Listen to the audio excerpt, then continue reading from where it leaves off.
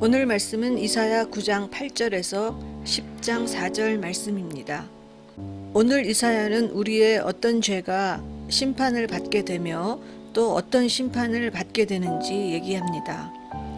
먼저 우리의 교만하고 완악한 마음이 우리의 첫 번째 죄입니다. 우리는 벽돌이 무너졌으나 우리는 다듬은 돌로 쌓고 뽕나무들이 찍혔으나 우리는 백향목으로 그것을 대신하리라 라고 합니다. 벌을 받아도 돌이키는 것이 아니라 계속 자기 고집대로 삽니다. 그러면 하나님께서는 대적들을 일으켜 그를 치게 하시겠다고 합니다. 그런데도 백성이 자기들을 치시는 이에게로 돌아오지 아니하면 하나님은 머리와 꼬리와 종려나무 가지와 갈대를 끊으시겠다고 합니다. 여기서 머리는 곧 장로와 존귀한 자요, 그 꼬리는 곧 거짓말을 가리치는 선지자입니다. 그들 백성을 인도하는 자가 그들을 미혹했기 때문입니다. 하지만 그 백성들의 죄도 있습니다. 그들은 모두 경건하지 아니하며 악을 행하며 모든 입으로 망령되이 말했습니다. 그래서 하나님은 지도자뿐 아니라 모든 장정들을 기뻐하지 아니하시며 고아와 과부까지 긍휼히 여기지 아니하시라고 합니다. 지도자부터 가장 낮은 자에게까지 모든 진노가 임하게 됩니다. 그래서 여호와의 진노로 말미암아 이 땅이 불타게 되는데 그때 모든 백성은 불의 섭과 같을 것이라고 합니다. 한 사람에게 임하는 것이 아니고 이 땅 전체, 이 사회 전체에 임합니다. 그러면 우린 이런 지옥 같은 세상을 살게 됩니다.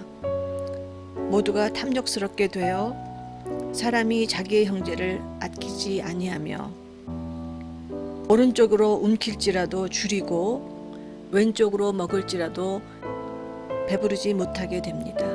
오직 내 재산, 내 돈 생각뿐이지만 아무리 모아도 만족이 없습니다. 그래서 각각 자기 팔에 고기를 먹을 것이며 므낫세는 에브라임은 므낫세를 먹을 것이라고 합니다. 서로 아끼고 의지해야 할 형제들이 탐욕으로 서로 먹고 먹힙니다. 이렇게 불타는 지옥 같은 세상은 겉으로 살아있으나 모두 죽은 망령들이 사는 세상입니다.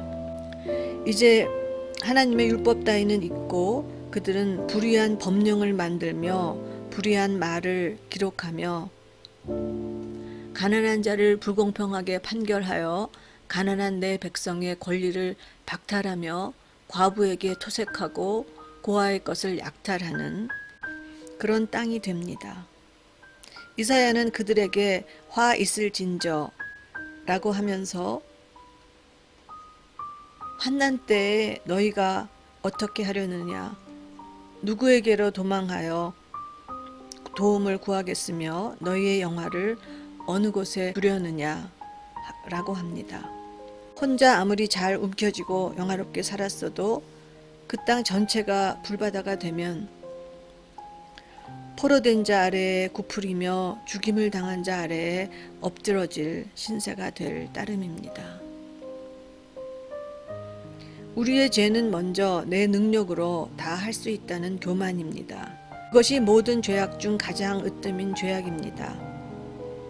또 백성이 그렇게 되도록 올바른 길로 인도하지 못한 지도자들의 책임도 큽니다.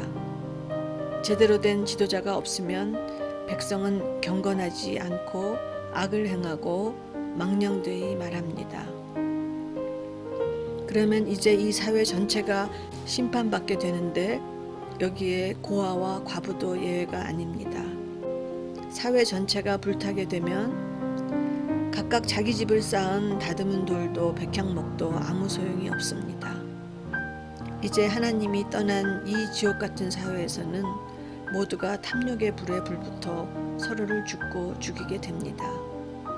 그리고 결국 그러한 탐욕이 하나님의 법을 대신하는 법이 되어 이 사회는 불의가 정의가 되는 사회가 되어버립니다.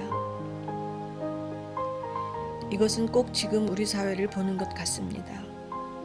어쩌면 영적으로 이미 심판은 시작됐고 우린 이런 불타는 지옥 같은 사회를 이미 살고 있는지도 모릅니다. 이 불길은 오직 서로를 사랑하라는 하나님의 법을 회복할 때에만 꺼질 수 있는데 우린 점점 더 불의한 법을 만들며 서로 싸우며 자기만 잠시 불길을 피하려 하는 것 같습니다. 하지만 이 불은 우리가 하나 될 때만 꺼지는 그런 불입니다. 부부가, 가정이, 일터가, 사회가 지옥불에 불타오를 때 그것을 끌 수 있는 방법은 오로지 우리가 하나 되는 것 뿐입니다.